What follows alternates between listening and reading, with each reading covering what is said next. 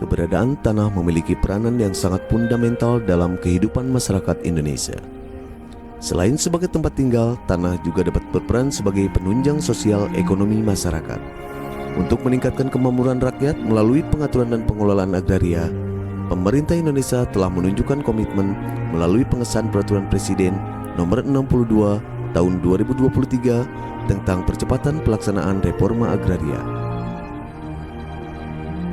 Pelaksanaan reforma agraria mencakup dua kegiatan utama, yaitu penataan aset dan penataan akses. Penataan aset atau aset reform bertujuan untuk menciptakan keadilan dalam penguasaan dan pemilikan tanah. Sementara itu, penataan akses atau akses reform dilakukan melalui pemberdayaan ekonomi subjek reforma agraria. Proses ini melibatkan kolaborasi antar pemerintah dan berbagai pihak terkait dengan tujuan meningkatkan kesejahteraan masyarakat.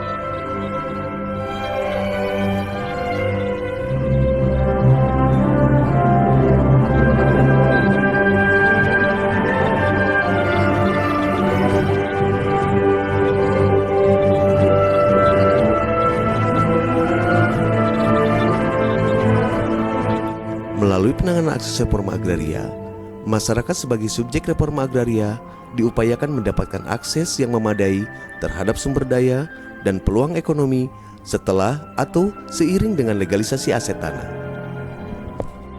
Alhamdulillah, saya atas nama Kepala Desa Sakambang berterima kasih kepada Rendengan BPN, mulai dari Kepala BPN sampai anggotanya yang sudah memberikan fasilitas membantu warga kami di Desa Sakambang dari mulai awal itu persertifikatan lewat program PTSL, Prona, juga ditindaklanjuti dengan reforma agraria.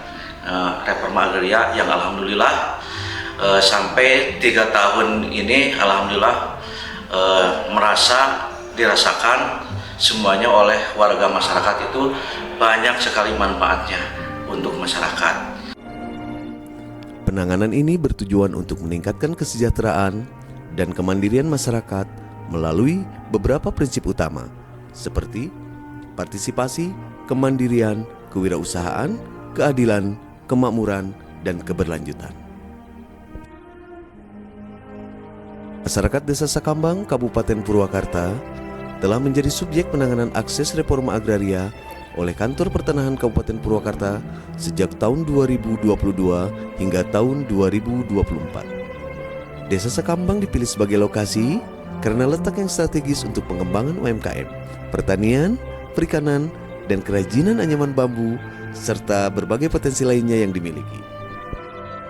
Kegiatan yang dilakukan oleh Pirestab Kabupaten Purwakarta pada tahun 2022 untuk Desa Sakambang dimulai dengan penetapan lokasi, penyuluhan dalam rangka akses reforma agraria, pemetaan sosial, penyusunan model pemberdayaan, serta pendampingan penanganan akses reforma agraria dan penyusunan data penerima akses reforma agraria.